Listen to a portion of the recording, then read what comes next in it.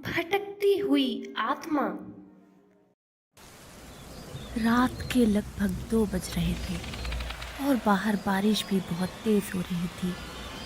रवि अपने फ्लैट के seating room में बैठा हुआ कॉफी पी रहा था। बारिश के बीच बीच में बिजली भी कड़क रही थी। जैसे ही रवि की कॉफी खत्म हुई तभी बिजली की रोशनी में उसे एक औरत का साया दिखाई दिया। एक बार तो उसे लगा कि जैसे उसे कहीं देखा हो, लेकिन कहाँ देखा है उसे याद नहीं आया। अगली बार जैसे ही बिजली चमकी तभी रवि के होश उड़ गए।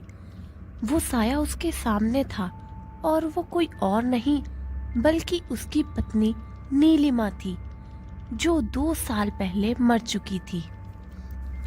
नीलिमा, तु, तु, तुम यहाँ कैसे?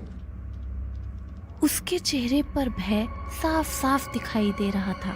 क्या हुआ रवि? इतने ठंडे मौसम में भी तुम्हारे चेहरे पर खौफ है? जरा सामने तो देखो, कितना रोमांटिक मौसम है। नीलिमा के इतना कहते ही रवि बाहर की तरफ भागा, लेकिन जैसे ही उसने ऊपर आसमान की तरफ देखा तो ऊपर से बहुत तेज खून की बारिश हो रही थी। ऐसा देखते ही रवि वापस कमरे के अंदर की ओर भागा, लेकिन जैसे ही वो अंदर आया उसने देखा कि नीलिमा वहीं खड़ी हुई उसे घूर रही थी। रवि का गला सूख गया और उसकी धड़कनें बढ़ गईं और वो जोर जोर से हाँफने लगा। उसने नीलिमा से माफी मांगते हुए कहा, मुझे माफ कर दो, मुझे माफ कर दो। मैं मजबूर था और अपनी जान बचाने के लिए अंधा हो गया था। नीलिमा का चेहरा गुस्से में नीला पड़ता जा रहा था, जिसे देखकर रवि और ज्यादा डर गया। उसने कहा, मैं और करता क्या?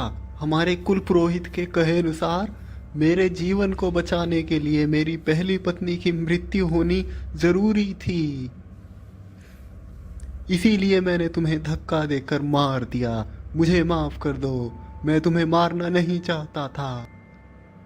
और इसी लालच के चलते तुमने मुझसे शादी की थी और अगले ही दिन मुझे बालकनी से नीचे धक्का दे दिया था।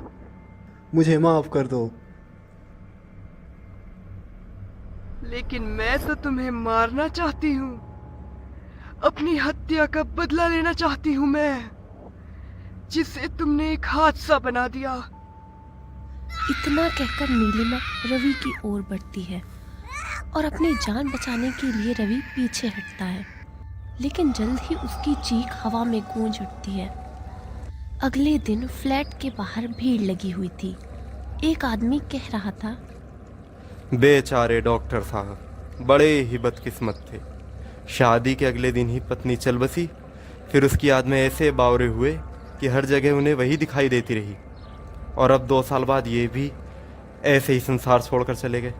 तभी दूसरे व्यक्ति ने कहा, क्या पता क्या कर चुकाने आए थे जो पूरा करते ही चले गए। ये सारी बातें कोई और भी सुन रहा था, और वो थी रवि की भटकती हुई आत्मा।